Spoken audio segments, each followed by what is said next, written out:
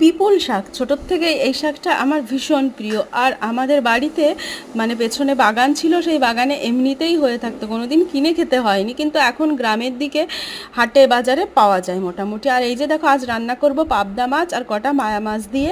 তো প্রথমে সর্ষের তেলের মধ্যে জিরে ফোড়ন দিয়ে কাঁচা লঙ্কা মাছগুলো, ভাজা মাছগুলো দিয়ে নিয়েছি, তারপরে একটু প্রয়োজন মতো জল, তারপরে লবণ, তারপরে হলুদ সব দিয়ে দেখো জলটা যেই ফুটে উঠবে তখন শাকগুলো দিয়ে দিতে হবে। তো শাকগুলো দিয়ে কিছুক্ষণ ঢেকে রাখতে হবে। খুবই সিম্পল রেসিপিটা, যারা খাওনি তারা কিন্তু একবার ট্রাই করে দেখতে পারো। একটু তেতো তেতো লাগে, আর পাতাগুলো দিলে আমার কাছে তো ভীষণ ভালো লাগে, অনেকে আবার পাতা দিতে চায় না, তো কচি পাতাগুলো দিতেই পারো। আর ঝোলটা কিন্তু বেশি একটা রাখা যাবে না, একদম শুকনো শুকনো হবে তরকারিটা। গরম ভাতে কিন্তু ভীষণ ভালো লাগে, আমার তো ভীষণ ভালো লাগে। আর শাকটা কিন্তু খুবই উপকারী, তো যারা খাওনি আজই ট্রাই করে দেখতে পারো, খুবই সুন্দর লাগবে।